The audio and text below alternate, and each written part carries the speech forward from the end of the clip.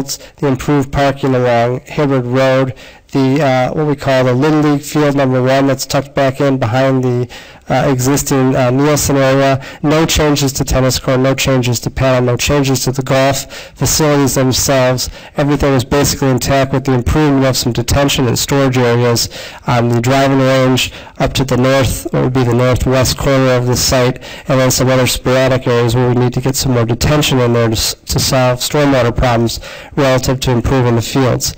Again, a little view looking down at the fields from Nielsen right here. A pinwheel to give you a sense of what that scale and character is on some of our neighboring Park District facilities. To the south, again, the improvements to the field, or the creation of a field by adjusting the 9-hole golf course configuration, improvements from a building standpoint to the skiing area, and really not touching anything relative to Duke Childs Fields in any of these schemes to show that the 9-hole just stays in place as it is.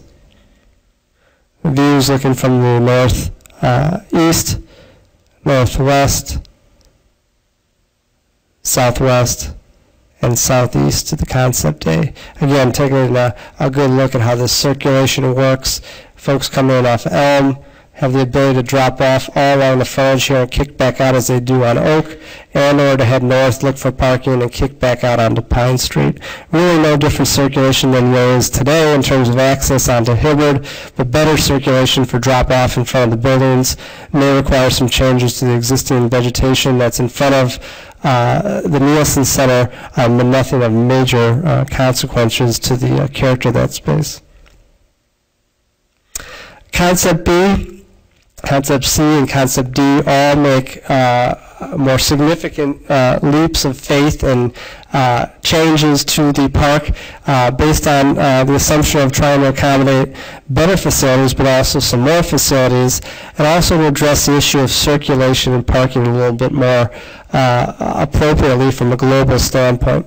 The idea in Concept B with regards to the field configuration in the north, picking up one extra ball field in this scheme, again separating soccer, lacrosse, football as independent areas, a radial scheme for the ball fields, a central feature for concessions and bathrooms, a field turf area for that synthetic lawn space for softball practice, and then soccer and football areas.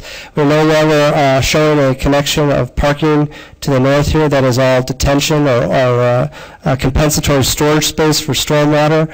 We're showing here the idea of a circulation or a loop road, and you'll see this in each of the schemes, the idea that you come in off of Elm Street, you work your way around a circulation route that takes you around Nielsen, takes you around the backside, puts you proximate with parking along that drive system to each of the amenities, a small, basketball court area, skate park area, parking adjacent to the offices, and indoor, we're calling an indoor two-story free play space that would be part of Nielsen on the north. Could be a rock climbing wall, could be a teens center or a place for kids to hang out of that teenage age group. We've created what we call the Romer Park ball field, that special ball diamond with a little ivy wall that's immediately behind Nielsen Center for those special games, kind of create our own destination and landmark area. These are the remainder of the ball fields and the 2 practice fields. So we actually pick up an additional ball field here for football and lacrosse. We reduced the overlap between the fields. We've created the central concessions and bathrooms. As I've noticed, bathrooms can also be improved and integrated into this little building configuration here. We've expanded the tennis and a rec facility with regard to the entrance and the improvement to this over here. We've expanded the same improvements to the ice arena in here for the Zamboni and the front entrance, created the 2 basketball courts, relocated and enlarged the tot lot area as part of the baseball areas. In the scheme now, we removed the sledding hill, but we've regraded that whole hill backdrop to really create more of a backdrop seating area to be used for spectators for watching the baseball games in this space. So that hill is now gone, and we've indicated on here as part of a, in quotes, landfill. The idea of bringing wintertime recreation, bringing a real type of sledding hill to the landfill at some point in time as that becomes available. More of a long-term vision, but creating some recreational space out of the landfill area. We've also reduced the scope and scale of the maintenance facility out here, slowly chipping away at some of those facilities, still providing for the shops and the mower storage, but giving the folks in maintenance the ability to still have their access and their sheds and their needs for access onto the golf course. Again, integrated into the golf course or tucked up into the northwest corner.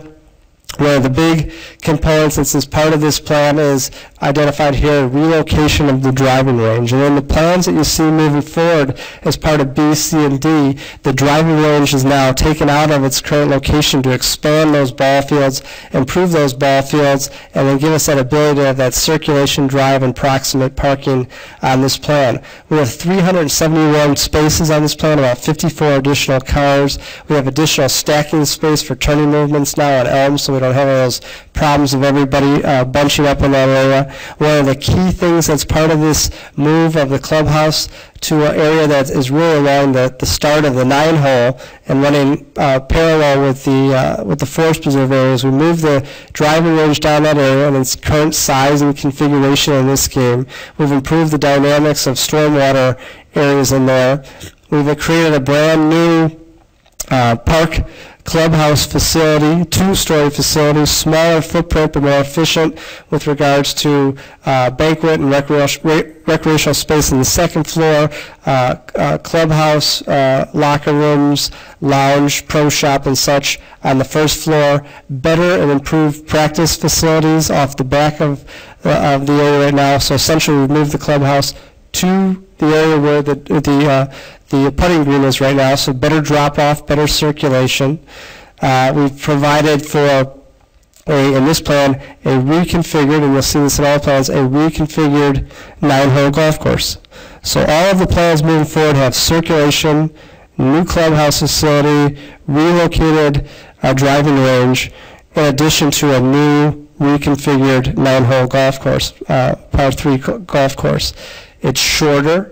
It's smaller in scale and size, more efficient, more challenging from a layout standpoint, and we're trying to, in all these schemes, utilize the existing tees and greens where possible to integrate that. As you see, as we move into the next couple schemes, we're going to even try and lengthen the driving range, improve the driving range conditions with grass tees, and make it a better golf experience that's out there. Again, we'll blow up looking at the ball fields and the rec center, team rec center area here, our little special ball field, tot lot space, concessions, a skate park, basketball areas, stormwater storage area over here, our improved stormwater and hill backdrop space over here. The clubhouse facility is immediately south of that. Here's that drive coming around the back side of it, the drop-off area, existing panel hut and panel courts unaffected, unchanged in this plan.